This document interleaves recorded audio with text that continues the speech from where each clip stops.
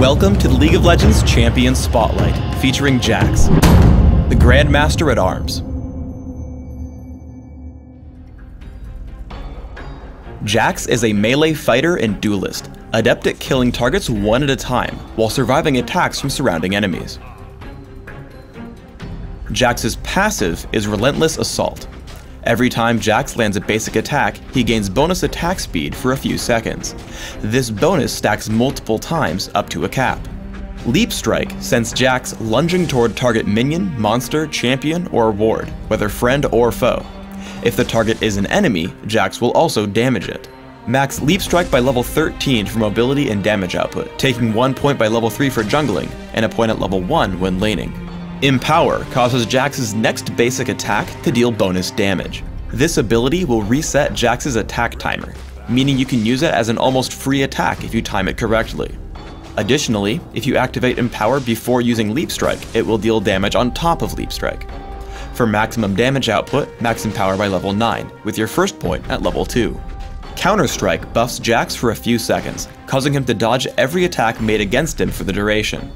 At the end of this duration, Jax stuns and damages all nearby enemies. Counter-Strike deals bonus damage based on how many attacks Jax dodged. Take just 1 point in Counter-Strike early and max it last. When jungling, grab it at level 1. Jax's ultimate is Grandmaster's Might. Passively, it grants bonus damage to every third consecutive attack Jax makes, though this counter resets if Jax waits too long between attacks. When activated, it grants Jax bonus attack damage and ability power for a few seconds. I play Jax as a jungler, starting with Counter-Strike and a Vampiric Scepter. Upon reaching level 3 for Leap Strike and killing the Lizard Elder, look for a gank. I spot the enemy Annie in mid lane. I approach the brush and signal my teammate. I Ghost, trigger Counter-Strike, and Leap Strike into range. I stun her and continue damage output with Empower. As my teammate flashes into range for the stun, we pick up First Blood. Specifically look for ganks when your lane is pushed to your own turret. Note the enemy team directly on top of my team's bottom turret. Even though I'm on the other side of the map, this position represents free kills. As I head in, I activate Counter-Strike and walk toward the brush. Seeing Vayne juke back, I Leap Strike in and kill her with Empower. After, I look for my next target, choosing the one with the least health, Warwick. Though he flashes, I still pick up the kill with the Lizard buff. After Gangplank retreats, I head for the dragon. Using Wriggle's Lantern, I ward the most likely route my opponents will tank to gank me and take down the dragon. The massive attack speed from Relentless Assault ties in well with the bonus damage from Wriggle's Lantern, Empower, and Grandmaster's Might, resulting in a much faster dragon kill than almost any other champion. When fighting one-on-one, take special care to preserve both Leap Strike and Counter Strike, as they're your only tools for catching up to running opponents. As I gank Yorick on top lane, I head in with a basic attack and an immediate Empower, granting me 2 attacks almost instantaneously. Once he starts running, I trigger Counter Strike for the stun. Yorick survives Leap Strike, so I close the gap with Ghost for another Empower and the passive trigger from Grandmaster's Might, picking up the kill. Remember that Leap Strike can be used on your own wards as an escape tool. As a teamfight erupts, both Warwick and Gangplank target me for their ultimates. While I'm certain to die normally, I drop a Sight Ward and leave Cannon Barrage with Leap Strike. As they're still chasing me, I activate Counter Strike to mitigate some more damage. Since they just won't give up, I drop a second ward over the wall toward Baron Nashor, Leap Strike to it, and just barely escape with under 100 health. In teamfights, try not to go in first, as you're more useful as a damage source than an initiator. Warwick and Yorick jump our Annie, so I Leap Strike in and start pummeling them. After grabbing 2 kills, I move toward the most important target of the fight, Vayne. Between Leap Strike and Ghost, I keep up with her, forcing her to run as my team cleans up the rest of the fight. Despite Condemn, I take her down inside her base, forcing her teammates away and allowing my team to switch focus to the enemy Nexus. When fighting over capture points in Dominion, focus on killing enemy defenders and let your teammates do the capturing. As we fight over the Boneyard, I activate Counter Strike and immediately jump Lee Sin with Leap Strike and Empower, taking him down extremely quickly. Now 4 versus 1, I head for Leona. My aggression pushes her away while Karma starts to capture.